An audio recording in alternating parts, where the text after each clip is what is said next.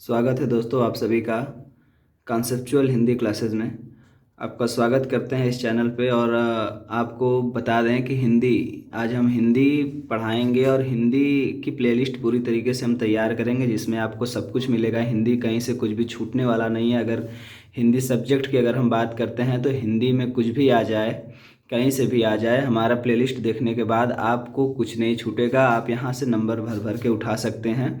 कोई भी एग्ज़ाम हो, यूपी का, एमपी का, बिहार का, कहीं का भी एग्ज़ाम हो, जहाँ पे हिंदी एक सब्जेक्ट के रूप में आती है और आप वहाँ पे अच्छा नंबर गेन करना चाहते हैं, वहाँ से भर भर के नंबर लेना चाहते हैं, तो हमारी वीडियो और प्लेलिस्ट को पूरी देखें। और अच्छा लगे तो चैनल को सब्सक्राइब करें, लाइक करें। आज हम पढ़ेंगे वर्णमाला। वर्णमाला वर्णों के व्यवस्थित समूह को वर्णमाला कहते हैं। वर्णों या अक्षर भी कह सकते हैं, अक्षरों के सुव्यवस्थित समूह को वर्णमाला कहते हैं। और अगला क्वेश्चन बनता है कि भाषा की सबसे छोटी इकाई क्या होती है। तो भाषा की सबसे छोटी इकाई ध्वनि मानी जाती है, ध्वनि कही जाती है। अगर ऑप्शन में अगर क्वेश्चन ऐसे पूछ देता है कि भाषा की सबसे छोटी इकाई क्या है, ऑप्शन दे देता है ध्वनि, शब्द, वर्ड, इस तरीके से, तो आप लगाएंगे ध्वनि। हिंदी वर्णों की कुल संख्या की अगर हम बात करें तो हिंदी में कुल 52 वर्ण होते हैं। स्वरों की संख्या 11 होती है। व्यंजन 41 होते हैं। कुल स्वर 13 होते हैं। अगर कुल स्वर पूछ दिया तो कुल स्वर कितना बताएंगे हम?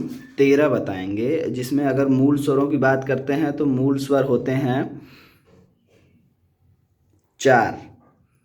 स्वरों की अगर परिभाषा की बात करें तो स्वर ऐसे वर्ण जिनके उच्चारण में कोई अवरोध न हो या ऐसे वर्ण जिनके उच्चारण में किसी और की सहायता न लेनी पड़े, उन्हें स्वर कहते हैं। जैसे अ, आ, ई, उ, री, ए, ओ, कुल मिला के 11 स्वर होते हैं। स्वर कुल 3 प्रकार के स्वर होते हैं, जिसमें मूल स्वर। क्वेश्चन ये देखिए दोस्तों, बहुत इंपॉर्टेंट है। मूल स्वर किन्हें कहते हैं या मूल स्वरों की संख्या कितनी होती है? तो मूल स्वर ह्रस्व स्वरों को ही मूल स्वर कहा जाता है, जिसमें शामिल हैं अ, ई, उ, री।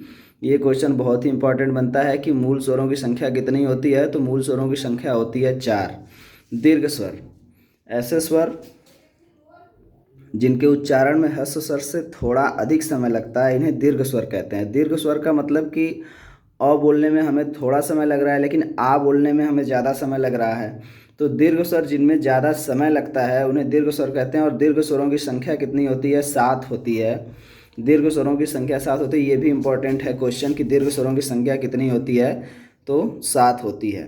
प्लुत स्वर तीसरा है। प्लुत स्वर स्वरों के प्रकार में तीसरा प्रकार है प्लुत स्वर, जिसमें ओम, राम, गुरु गुरु की मात्रा देकर आते हैं शब्द। ये अक्सर प्रयोग होता है दूर से बुलाने पर। जैसे हम अगर किसी बच्चे को बुलाते हैं कि राम कहाँ हो, यहाँ आओ, तो जब हम राम कहते हैं, या हमने ये जान लिया है कि स्वर किन्हें कहते हैं। अब हम देखेंगे कि स्वरों का वर्गीकरण किस प्रकार किया जाता है। तो स्वरों का वर्गीकरण हम करेंगे तो पहला हम पढ़ते हैं कि उच्चारण के आधार पर स्वरों का वर्गीकरण। जहाँ पे हमारा होगा, ये होगा स्वर और उच्चारण स्थान। इसको बोलेंगे हम उच्चारण स्थान के आधार पर कौन सा स्वर कहाँ से बोला जाता है। हमारे गले से जो आवाज़ आती है वो हमारे कंठ से होके, तालु से होके, होठ और मूर्धन्य के साथ मिल के जो उच्चरित होती है हमारी ध्वनि। तो उस तरीके से हम आज पढ़ेंगे कि जो ध्वनि हमारी स्वर है, स्वर का हम उच्चारण किस किस किस स्थान से करते हैं। आइए देखते हैं। अ, आ, इनका उच्चारण स्थान कंठ कहा जाएगा। अ, आ जैसे शुरू होगा तो पहले गले से शुरू होता है अ, आ, तो अ, आ का हमारा उच्चारण स्थान कंठ होगा। ई का उच्चारण स्थान तालु होगा, क्योंकि ई बोलने में हमारी जीवा तालु से हमारे होके निकलती है। तो आवाज उ ओठ से होके निकलता है। जब हम उ बोलते हैं तो हमारे ओठ काम करते हैं। हमारे ओठ पूरी तरीके से थोड़े से घूम के पूरी आवाज़ को निकलने में, उ निकलने में मदद करते हैं। तो इन्हें ओष्ठ से बोला जाता है। री को मूर्धन्य से बोला जाता है। ये सभी इंपॉर्टेंट हैं। ये अक्सर क्वेश्चन परीक्षा में पूछे जाते हैं कि किस वर्ण का या किस स्वर का उच्चारण स्थान क्या है। री को मूर्धन्य से बोला जाता है। इनको देखिए बोला जाता है कंठ और तालु से। कंठ और तालु से बोला जाता है। इसके बारे में हम आपको आगे बताएंगे, इन चारों के बारे में। तो और ओ बोला जाता है कंठ और ओष्ठ के आधार पे। तो इनका ओ और औ का उच्चारण स्थान कंठ और ओष्ठ लिखा जाएगा, ए का उच्चारण स्थान कंठ और तालु लिखा जाएगा। स्वरों के वर्गीकरण में अगला प्रकार है जीभ के प्रयोग के आधार पर। जीभ के प्रयोग के आधार पे स्वरों को 3 प्रकार से बांटा गया है, जिसमें अग्र स्वर, मध्य स्वर और पक्ष स्वर कहे जाते हैं। हम देखेंगे अग्र स्वर किन्हें कहते हैं? ऐसे स्वरों के उच्चारण में, अग्र स्वरों के उच्चारण में जीभ का अगला भाग कार्य करता है, अतः इन्हें अग्र स्वर कहते हैं। जैसे हम ई, ए बोलते हैं तो हमारी जो जीभ होती है बिल्कुल आगे की तरफ आई रहती है, तो इस वजह से जीभ के प्रयोग के आधार पे हम पढ़ रहे हैं, तो इस वजह से जब ई, ए बोलेंगे हम तो जीभ हमारी आगे को रहती है, इस वजह से इन्हें अग्र स्वर कहा जाता है। आते हैं मध्य स्वर। मध्य स्वर ऐसे स्वरों के उच्चारण में जीभ मध्य में रहती है। जब जो स्वर अ है, जैसे इसका उदाहरण अ है, तो अ जब हम बोलते हैं तो हमारी जीभ बिल्कुल मध्य में रुकी रहती है। आप बोल के देखिए अ जब हम बोलते हैं तो पूरी हमारी जीभ मध्य में हमारे रुकी रहती है, तो इस वजह से इन्हें मध्य स्वर कहते हैं। और पश्च स्वर ऐसे स्वर जिनके उच्चारण में जब हम बोलते हैं तो हमारी जीभ बिल्कुल पीछे जाके गले में बैठ जाती है, तो उसको हम कहते हैं पश्च स्वर।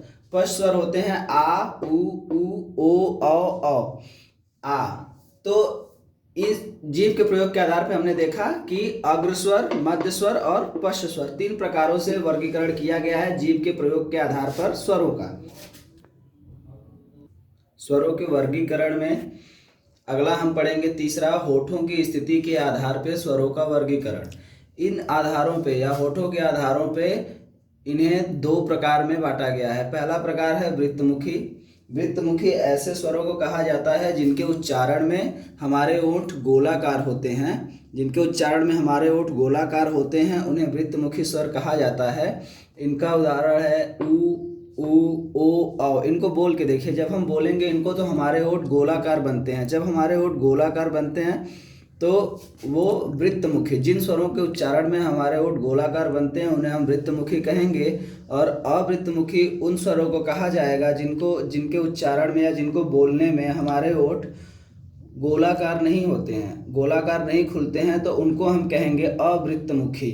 अ, आ, ई, ए। तो ऐसे स्वरों को बोलने में हमारे ओठ जो हैं वो पूरी तरीके से गोलाकार नहीं हो रहे हैं, तो इन्हें हम अवृत्तमुखी कहेंगे। और जिनमें गोलाकार होंगे उन्हें वृत्तमुखी कहेंगे। ये क्वेश्चन बन जाता है कभी कभी, इसको पूरी तरीके से ध्यान में रखिएगा दोस्तों, बिल्कुल भी गलती नहीं करेंगे। परीक्षा में अगर ये क्वेश्चन आते हैं तो हमसे छूटने नहीं चाहिए और हमें ये नंबर दे के जाएंगे। स्वरों के वर्गीकरण में अगला प्रकार हम पढ़ेंगे मुख द्वार के आधार पे। मुख द्वार अर्थात मुख के खुलने या मुख के बंद होने के आधार पर जब स्वरों का उच्चारण हम करेंगे तो हमारा मुख किस प्रकार उसमें सहायता करता है, उन आधारों पर वर्गीकरण देखेंगे। इस आधार पर इनको 4 प्रकारों में बांटा गया है: संवृत्त स्वर, अर्धसंवृत्त स्वर, विवृत्त स्वर और अर्धविवृत्त स्वर। तो हम पढ़ेंगे संवृत्त स्वर। संवृत्त स्वर किन्हें कहते हैं? जिन स्वरों के उच्चारण में मुख द्वार लगभग बंद रहता है उन्हें संवृत्त स्वर कहते हैं। ऐसे स्वर जिनके उच्चारण मुख द्वार लगभग बंद रहता है, इस प्रकार में उन्हें संवृत्त स्वर कहेंगे। ई, उ। इनको बोल के देखिए, आप जब बोलेंगे तो हमारा मुख द्वार पूरी तरीके से लगभग बंद रहता है। और अर्धसंवृत्त स्वर किन्हें कहते हैं? तो अर्धसंवृत्त स्वर की परिभाषा होती है दोस्तों कि ऐसे स्वर जिनके उच्चारण में मुख द्वार आधा खुला रहता है उन्हें अर्धसंवृत्त स्वर कहते हैं।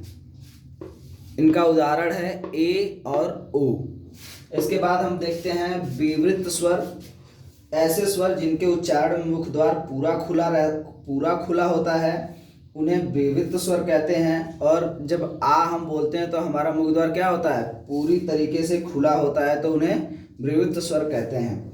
और अर्धविवृत्त स्वर, अर्धविवृत्त स्वर किन्हें कहते हैं? तो ऐसे स्वर जिनके उच्चारण में मुख द्वार आधा खुला रहता है उन्हें अर्धविवृत्त स्वर कहते हैं।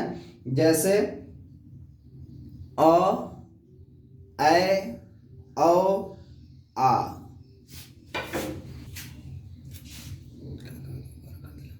आगे देखते हैं दोस्तों कंपन के आधार पे। तो कंपन के आधार पे कंपन के आधार पर, जैसे जब हम स्वरों का उच्चारण करते हैं तो हमारे गले में जो कंपन होती है, तो कंपन के आधार पे हम देखेंगे कि स्वर अघोष होते हैं कि सघोष होते हैं। तो हम देखेंगे इस आधार पे सभी स्वर क्या होते हैं, सघोष होते हैं। मैंने अंडरलाइन किया, ये क्वेश्चन पूछ सकता है, इंपॉर्टेंट है कि कंपन के आधार पे स्वर क्या होते हैं, तो कंपन के आधार पे सभी स्वर सघोष होते हैं। आगे हम देखेंगे, अगला है मात्रा के आधार पे। तो मात्रा के आधार पे स्वर दो प्रकार के होते हैं, अमात्रिक और मात्रिक।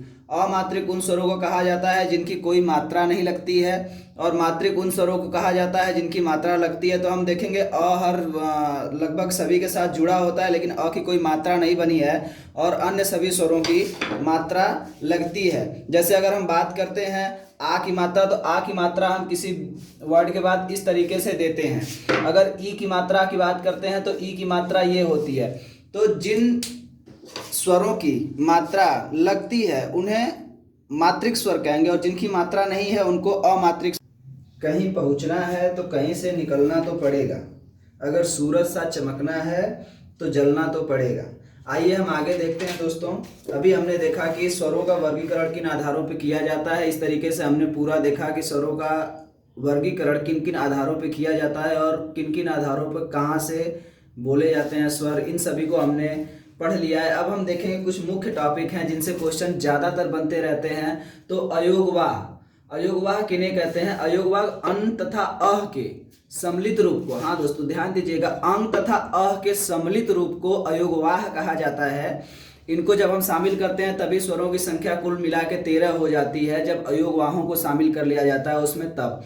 अब देखेंगे हम कि अंग, अगर हम कह रहे हैं कि अयोगवाह अंग तथा अह के सम्मिलित रूप को कहते हैं, तो अगर इन दोनों को अकेले अकेले रख दिया जाए तब क्या कहा जाएगा? तो अकेले अकेले अगर इन लोगों को रखा जाता है तो अंग को क्या कहेंगे? अनुस्वार कहेंगे। अह को क्या कहेंगे? विसर्ग कहेंगे। बहुत इंपॉर्टेंट क्वेश्चन बनता है दोस्तों, अगर पूछ दे कि अंग को क्या कहते हैं तो आप कहेंगे कि अनुस्वार कहते हैं। अह को क्या कहते हैं? तो विसर्ग कहते हैं। अंग तथा अह के सम्मिलित रूप को क्या कहते हैं? तो आप कहेंगे कि इन्हें अयोगवाह कहते हैं।